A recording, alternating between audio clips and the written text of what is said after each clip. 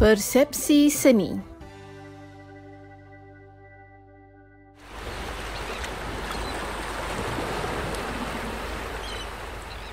Aboy, seronok nampak kamu berdua. Kali pertama naik kapal ke? Ya awam, ini kali pertama kami menaiki kapal. Best sangat naik kapal rupanya. Dapat lihat pemandangan yang luas dan keindahan alam. Kemana kita nak menggembara hari ini?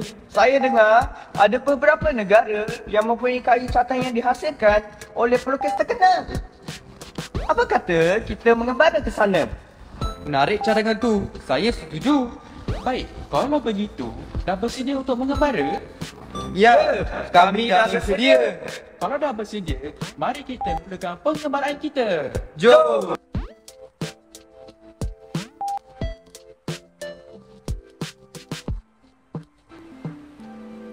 Aliran Fauvism. Aliran ini menolak idea peniruan terhadap alam. Aliran seni ini menghargai aspirasi untuk menggambarkan suasana yang hendak dilukis. Pelukis aliran seni ini berpendapat bahawa warna yang tidak terikat dengan warna alam lebih memperlihatkan hubungan peribadi antara pelukis dengan alam tersebut. Karya catatan aliran ini menggunakan sapuan berus yang tidak rata, bebas dan penggunaan garisan yang sederhana.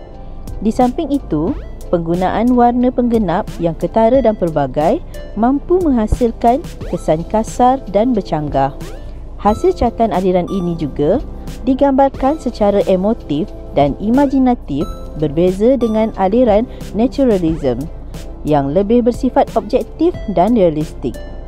Terdapat juga karya yang dihasilkan berdasarkan seni primitif Afrika, pra-Kolombia Amerika dan Oceania.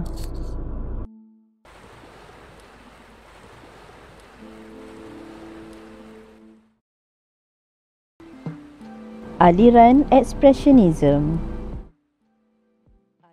Aliran ini berkembang sepanjang akhir abad ke-19 dan awal abad ke-20. Aliran ini bermula di Jerman dan para pelukis aliran ini berusaha mewujudkan pengalaman emosional. Kebanyakan karya aliran ini menggunakan warna yang terang dan dramatik bagi menyampaikan mesej. Mereka menolak ciri-ciri tradisi klasik catatan yang berasaskan realism. Seni aliran ini ialah manifestasi perasaan dan keresahan emosi pelukis. Hasil karya menggambarkan luahan perasaan secara spontan dan bebas. Hal benda seringkali mengalami perubahan bentuk, dilebih-lebihkan atau diubah untuk menekankan aspek pengalaman emosional. Kadang-kadang tidak ada imej yang jelas dan lebih bersifat organik. Pelukis juga menolak peniruan terhadap alam.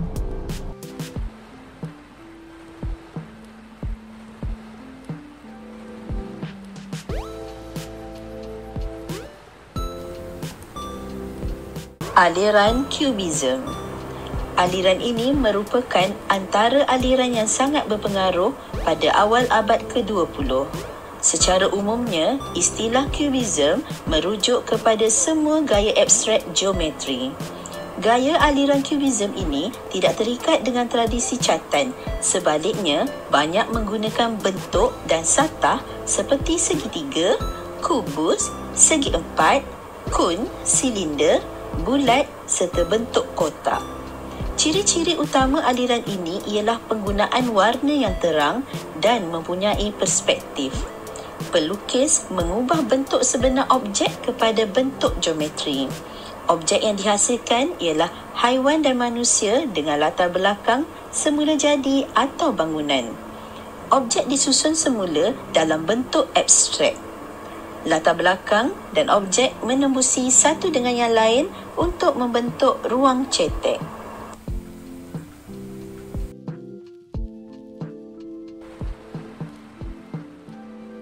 Aliran Surrealism. Surrealism lahir sebagai satu aliran seni terpenting di Paris mulai tahun 1920-an. Aliran seni ini menggambarkan hal benda dan situasi seperti dalam mimpi atau alam bawah sedar manusia. Gaya aliran seni ini terbahagi kepada dua, iaitu abstrak dan figuratif. Karya ini jarang menggunakan rupa geometri, sebaliknya lebih kepada kesan emosi daripada bentuk organik, sama ada nyata atau imajinasi. Penggunaan warna tidak dititik beratkan. Kandungan karya aliran ini lebih fokus kepada imajinasi daripada realiti. Hal benda yang wujud dalam kehidupan dan lingkungan manusia menjadi tumpuan utama dalam penghasilan karya aliran ini.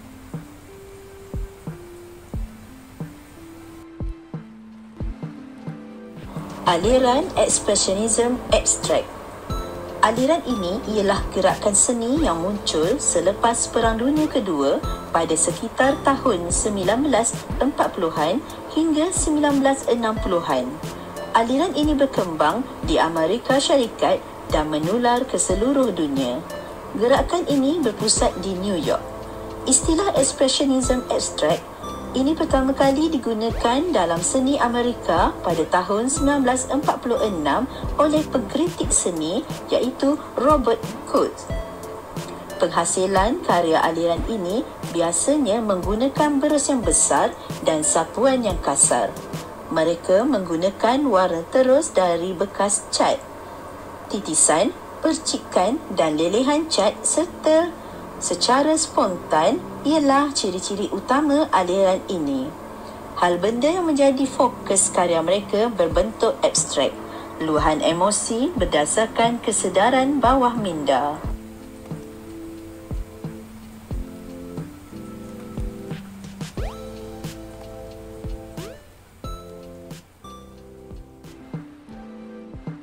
Aliran seni pop.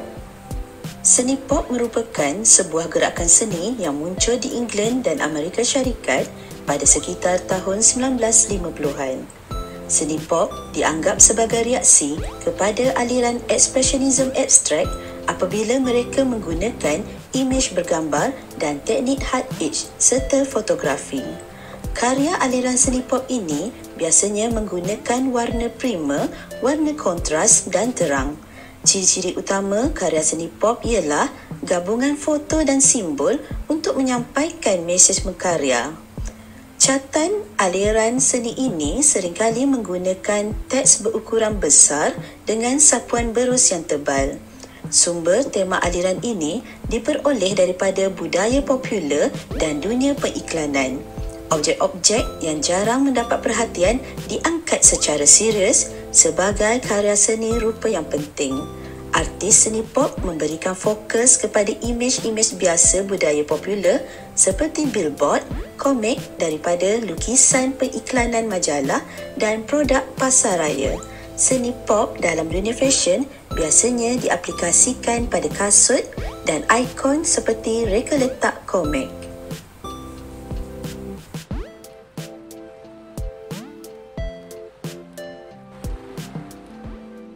Aliran seni op. Seni op muncul pada tahun 1964 yang dikaitkan dengan ilusi optikal. Seni op yang lahir dan berkembang di Amerika Syarikat pada sekitar tahun 1960-an juga dianggap sebagai reaksi kepada action painting. Pemilihan garisan, warna dan bentuk dilakukan dengan cermat untuk mendapatkan kesan maksimum dalam penghasilan karya seni op. Mereka menghasilkan karya 3 dimensi daripada permukaan 2 dimensi dengan menampakkan unsur ruang dan prinsip pergerakan. Kebanyakan karya ini menggunakan rupa geometri untuk menghasilkan ilusi pergerakan melalui penggunaan warna dan corak geometri. Imej yang dihasilkan memberikan kesan kepada penglihatan penonton.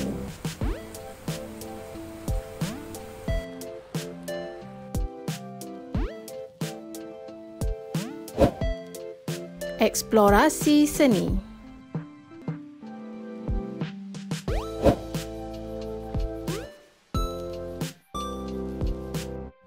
Wah, hebatnya karya-karya catatan yang ada di galeri seni ini. Kita dapat melihat dan meneroka karya catatan dari aliran yang berbeza.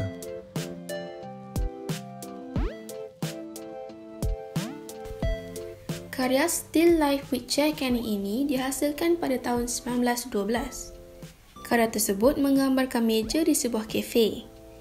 Pablo Picasso menunjukkan objek-objek di atas meja dari pelbagai perspektif. Hal benda yang terdapat dalam karya tersebut termasuk pisau, lemon, tiram, akhbar dan gelas. Beliau menggabungkan media catatan dan kolaj dalam karya ini. Pablo Picasso menggunakan kain yang dicetak dengan corak yang menyerupai kerusi rotan sebagai alas meja.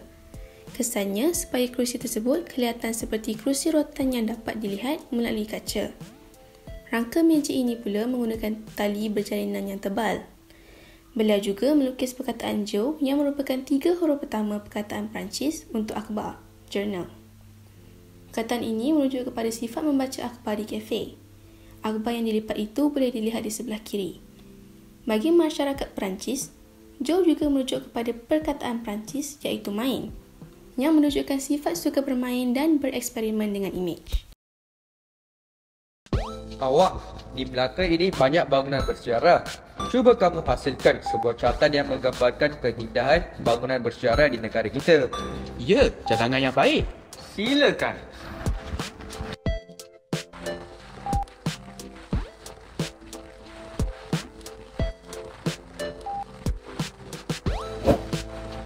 Ekspresi seni.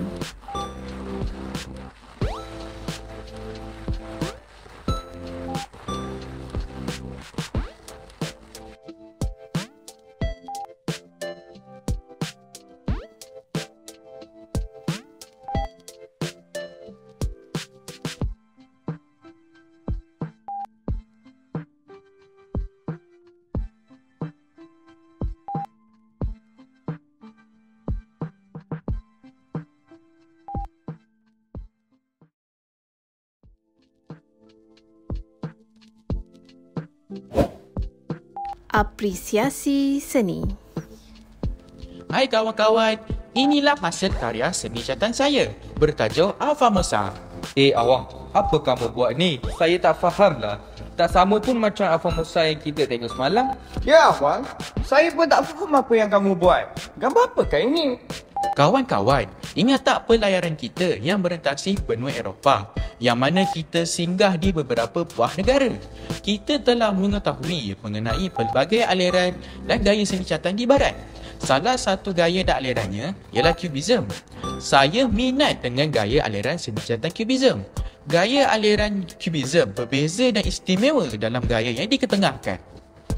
Kenapa? Saya lihat catatan ini banyak rupa-rupa abstrak geometri. Ini tidak macam catatan yang pernah saya lihat. Warna-warna yang digunakan dalam catatan awang ini sangat terang ya. Saya dapat merasai kesan perspektif melalui kesan warna yang dipalitkan dari karya awang ini. Ya, betul Dato' Leong. Seni catatan awang buat ni adalah gaya aliran Cubism yang dipelopori oleh Pablo Picasso dan Julius Braque. Gaya aliran Cubism memang tidak terikat dengan tradisi catatan. Nampak tak bentuk-bentuk dan satah seperti segitiga, kubus, segi empat, kon, silinder, bulat dan bentuk kotak. Wah, hebatnya Ravi dan macam pekritik seni. Dalam karya catatan Cubism, pelukis akan mengubah bentuk sebenar objek kepada bentuk geometri. Leong nampak tak bangunan Alfamosa dalam karya catatan ini? Semasa saya menghasilkan catatan ini, saya mewujudkan bentuk-bentuk satah dari sapuan berus yang menampilkan warna-warna terang. Apa lagi yang kamu dapat hayati, Leong, dari karya saya ini? Beri masa saya untuk menghayati catatan ini. Saya dapat menghayati objek dan latar belakang dalam karya ini disusun semula dalam bentuk abstrak. Dan latar belakang dan objek catatan Cubism ini menembusi satu dengan yang lain untuk membentuk ruang cetak. Awang, bagaimana kemahiran saya dalam membuat ilustrasi ini? Menggabungkan bukan? Memang menggabungkan. Kita hebat bila belajar pendidikan seni visual. Bahasa seni visual ini boleh difahami satu dunia. Mesej karya visual dapat dihayati oleh sesiapa jua. Pendidikan seni visual menjana pemikiran yang kreatif dan kritis. Kita hebat!